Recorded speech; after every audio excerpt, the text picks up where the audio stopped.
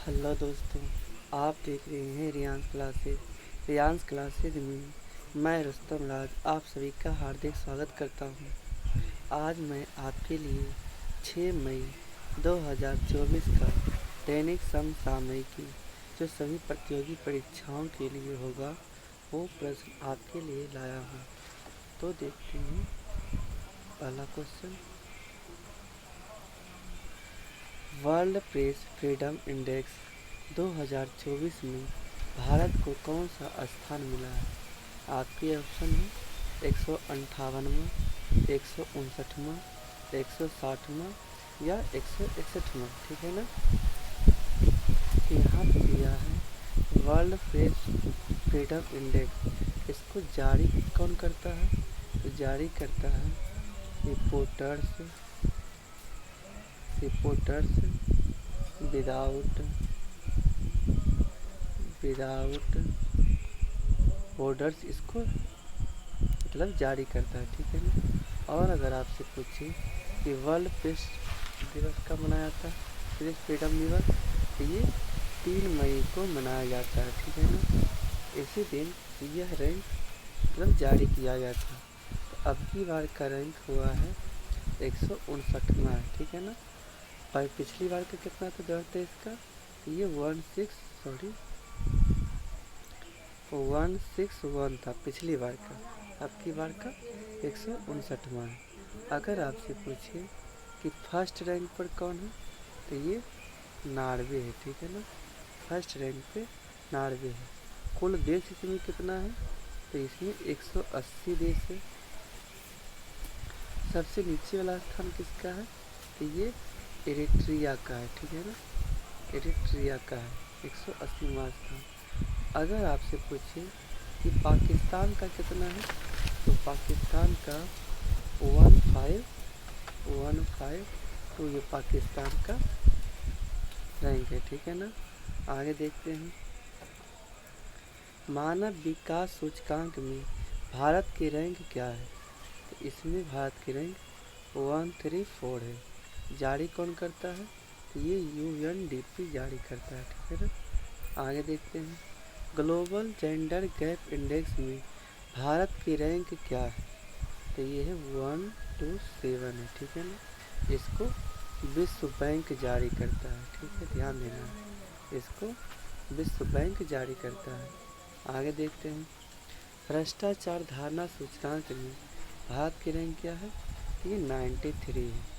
इसको जारी कौन करता है? इसको ट्रांसपेरेंसी को जारी करता है। ठीक है ना। आगे देखते हैं।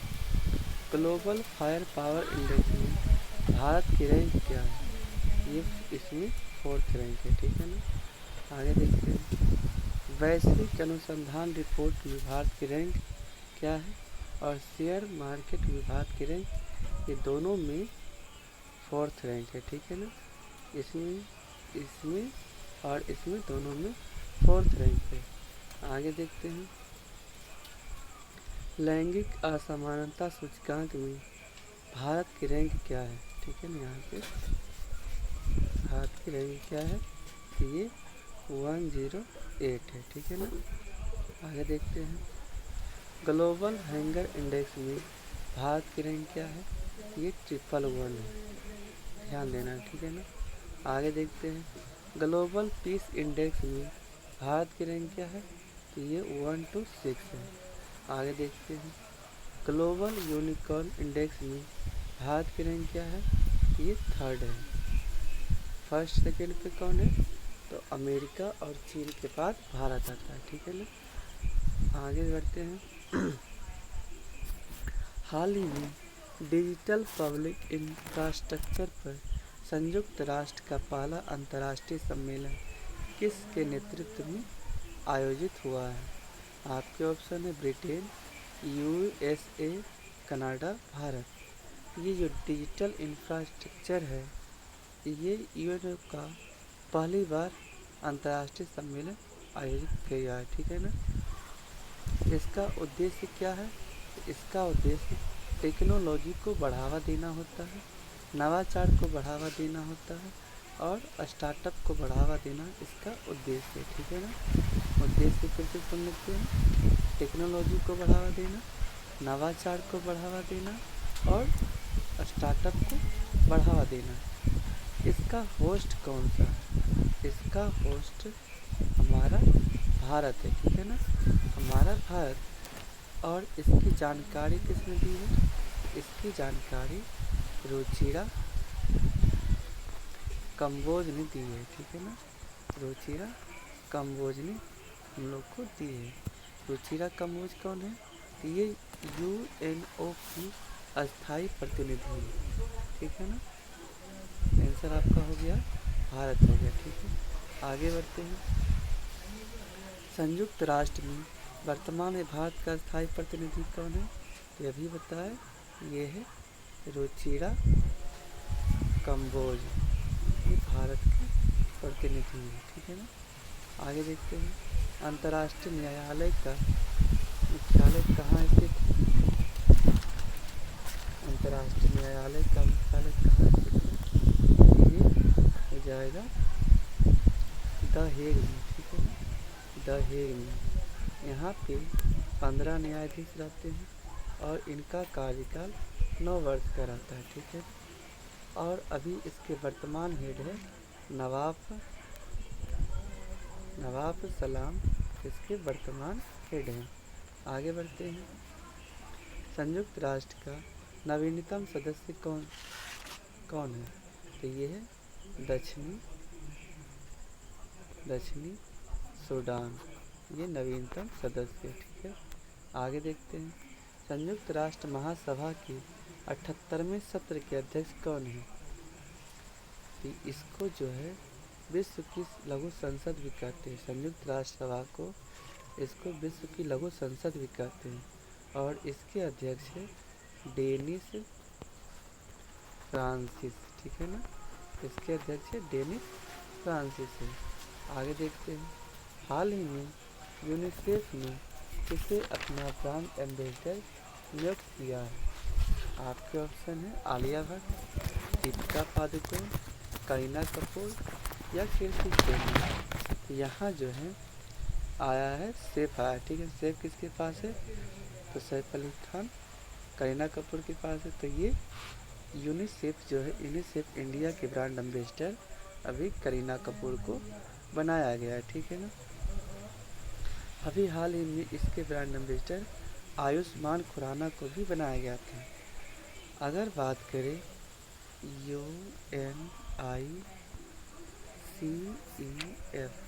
यूनिसेफ का फुल फॉर्म क्या होता है? ये होता है यूनाइटेड नेशन चिल्ड्रेन फंड, इसका फुल फॉर्म होता है, ठीक है ना। यूनाइटेड नेशन चिल्ड्रेन फंड इसका फुल फॉर्म होता है। अगर आपसे पूछे कि यूनिसेफ का स्थापना कब हुआ था? तो 1946 में स्थापना हुआ था। हेडक्वार्टर इसका न्यूयॉर्क यूएसए में, ठीक है ना, न्यूयॉर्क यूएसए में। और इसकी स्थापना किसने किया था? तो लुडविग ग्रॉसमैन ने इसका स्थापना किया था। अगर आपसे पूछे कि यूनिसेफ को नोबेल पुरस्कार किससे मिला है? तो ये 1965 ईस्वी में इसको मिला था। आगे देखते हैं। चुनाव आयोग ने किसे अपना यूथ आइकॉन घोषित किया है? तो यहाँ आपका आंसर होगा आयुष्मान खुराना को, ठीक है ना, आयुष्मान खुराना को। आगे देखते हैं। स्टेट बैंक ऑफ इंडिया की ब्रांड एम्बेसडर कौन है? तो यहाँ आपका आंसर हो जाएगा MS धोनी, ठीक है ना। आगे देखते हैं। बिसलेरी की पहली भारतीय ब्रांड एम्बेसडर कौन है? तो यहाँ आपका आंसर होता है दीपिका पादुकोण, ठीक है ना, दीपिका पादुकोण। आगे बढ़ते हैं। ICC वर्ल्ड कप 2023 के वैश्विक राजदूत कौन थे? तो यहाँ आपका आंसर होता है सचिन तेंदुलकर, ठीक है ना, सचिन तेंदुलकर। आगे बढ़ते हैं। आईसीसी T20 वर्ल्ड कप के ब्रांड एम्बेसडर कौन है? तो यहाँ आपका आंसर होता है, एक है युवराज सिंह,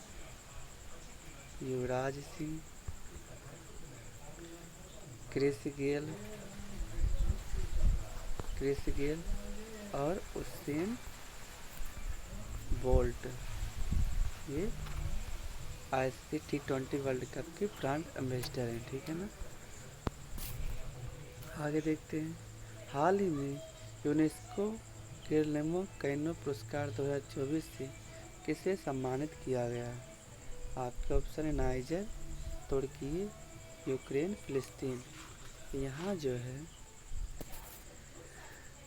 गिलेर्मो कैनो जो है ये कोलंबियाई पत्रकार थे और इनकी मृत्यु 1986 ईस्वी में हो गई, ठीक है ना। अगर आपसे पूछे कि यूनेस्को गिलेर्मो पुरस्कार की शुरुआत कब हुआ था, तो ये 1997 में इसकी शुरुआत हुआ था और मिला किसको है, तो ये फिलिस्तीन को मिला है, ठीक है ना। फिलिस्तीन और इजराइल में जब संघर्ष हो रहा था उस समय गाजा पट्टी में कार्य करने वाले समस्त पत्रकार को यह पुरस्कार मिला है, ठीक है ना। यूनेस्को का हेडक्वार्टर कहाँ है? तो इस यूनेस्को का हेडक्वार्टर पेरिस में है, ठीक है, पेरिस में है और इसके वर्तमान हेड आंद्रे अजेलो है, ठीक है ना। आंद्रे अजेलो यूनेस्को के वर्तमान हेड है। आगे देखते हैं। अभी हाल ही में व्हिटली अवार्ड किसे प्राप्त हुआ है? इसे व्हिटली अवार्ड को ग्रीन अवार्ड भी कहते हैं, ग्रीन ऑस्कर अवार्ड भी कहते हैं, ठीक है ना। ये इसको दूसरी बार मिला है, ठीक है ना। ये पूर्णिमा देवी बर्मन है, ठीक है ना।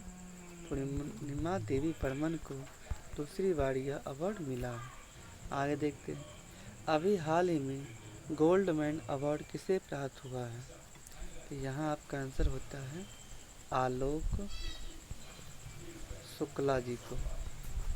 आलोक शुक्ला जी को यह अवार्ड प्राप्त हुआ है। आगे देखते हैं। अभी हाल ही में world press photo of the year award किसे प्राप्त हुआ है? तो यहाँ आपका आंसर होता है मोहम्मद सलेम साहब को, ठीक है ना, मोहम्मद सलेम साहब को। आगे देखते हैं। एबल पुरस्कार किसे प्राप्त हुआ है? तो ये हुआ है मिशेल टेलीग्रैंड को, ठीक है ना, इनको मिला है। आगे देखते हैं। हाल ही में दुनिया की पहली AI राजनयिक विक्टोरिया सी को किसने लॉन्च किया है? आपके ऑप्शन है रूस, USA, यूक्रेन या UAE। तो ये जो विक्टोरिया सी है यह वर्ल्ड की फर्स्ट AI ब्रांड एम्बेसडर है, ठीक है ना। इसको लॉन्च किसने किया है? इसको लॉन्च यूक्रेन ने किया है, ठीक है ना। और इसमें जो आवाज़ दिया है विक्टोरिया सी में, ये रोजाले की आवाज़ डाली गई है, ठीक है ना। रोजाले की आवाज़ डाली गई है।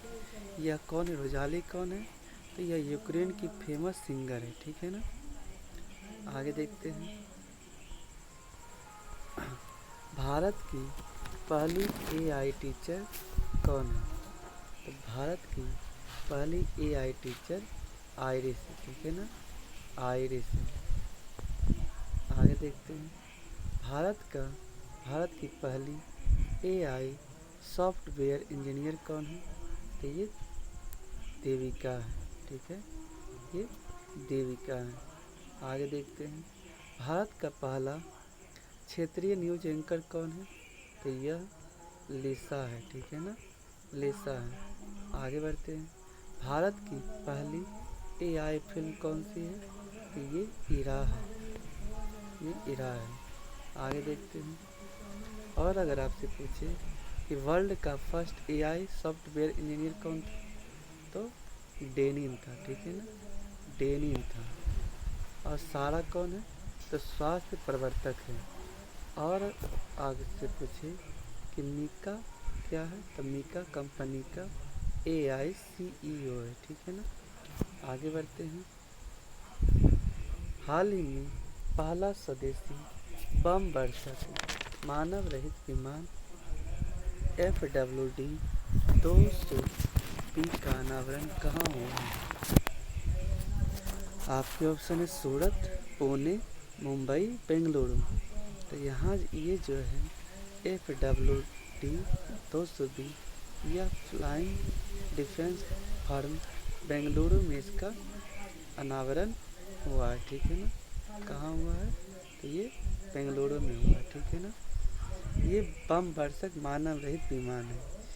यह भारत का पहला स्वदेशी बम वर्षक मानव रहित विमान है। अगर आपसे पूछे कि इसकी कीमत क्या है, तो इसकी कीमत 25 करोड़ है। अब आप लोग पूछिएगा कि इसकी कीमत हम क्यों बता रहे हैं। इसकी कीमत इसलिए बता रहे हैं, इसके पहले जो अमेरिका का था प्रीडेटर था, ठीक है ना, प्रीडेटर बम वर्षक, उसकी कीमत 250 करोड़ था, ठीक है। लेकिन हमारा वाला का 25 करोड़ है, ठीक है ना। आगे देखते हैं। प्रबल क्या है, तो यह लंबी दूरी की रिवॉल्वर है, ठीक है ना। लंबी दूरी की रिवॉल्वर है। आगे देखते हैं। स्मार्ट क्या है, तो ये एंटी सबमरीन टॉर्पीडो है। एंटी सबमरीन टॉर्पीडो है, ठीक है ना। आगे देखते हैं। समर क्या है, तो समर वायु रक्षा प्रणाली है जो सतह से हवा में वार करता है, ठीक है ना, हवा में वार करता है। उग्रम क्या है, तो ये असॉल्ट राइफल है, असॉल्ट राइफल है, ठीक है ना। आगे देखते हैं। प्रचंड क्या है, तो ये हल्का लड़ाकू हेलीकॉप्टर है, हल्का लड़ाकू हेलीकॉप्टर है, ठीक है ना। आगे देखते हैं। हाल ही में GST अपीलीय न्यायाधिकरण के प्रमुख पद पर किसे नियुक्त किया गया है? आपके ऑप्शन है प्रतिमा सिंह, संजय कुमार मिश्रा, अतनु चक्रवर्ती या कृष्णा एला। तो यहाँ जो है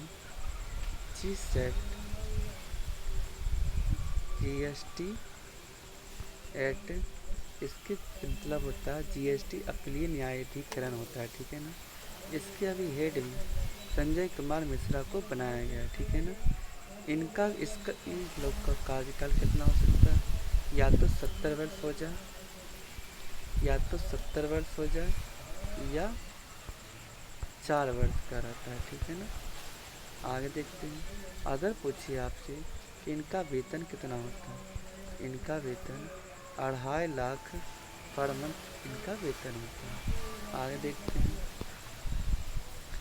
16वें वित्त आयोग के अध्यक्ष कौन है, तो 16वें वित्त आयोग के अध्यक्ष अरविंद पनगड़िया, ठीक है ना। अरविंद पनगड़िया 16वें वित्त आयोग के अध्यक्ष हैं। और 15वें के कौन थे, 15वें के कौन थे, तो ये KC नियोगी थे, ठीक है ना, KC नियोगी थे। आगे देखते हैं। भारत की नौसेना के प्रमुख अभी हाल ही में किसे बनाया गया है, तो यहाँ आपका आंसर होता है दिनेश कुमार त्रिपाठी जी को, ठीक है ना। और पहले कौन थे, तो R हरि कुमार थे, ठीक है ना। आगे देखते हैं। राष्ट्रीय अनुसूचित जनजाति आयोग के प्रमुख कौन हैं, तो यहाँ इसका जिक्र NCSC का जिक्र 338 में किया गया है और NCST का 338 का A में किया गया, ठीक है ना। और इसके प्रमुख कौन है, तो किशोर मकवाना साहब इसके प्रमुख हैं। आगे देखते हैं, भारत के वर्तमान मुख्य चुनाव आयुक्त कौन है? तो ये है राजीव कुमार, ठीक है ना, राजीव कुमार। और अगर आपसे पूछे दो अन्य भी, ठीक है ना, एक है ज्ञानेश जी हैं और दूसरे सुखविंदर जी हैं, ठीक है ना। आगे देखते हैं, हाल ही में किस राज्य के अजरक वस्त्र कला को जीआई टैग मिला है? आपके ऑप्शन है राजस्थान, गुजरात, महाराष्ट्र या हरियाणा। तो ये जो अजरक वस्त्र कला है यह गुजरात के कच्छ को मिला है, ठीक है ना, कच्छ को मिला है।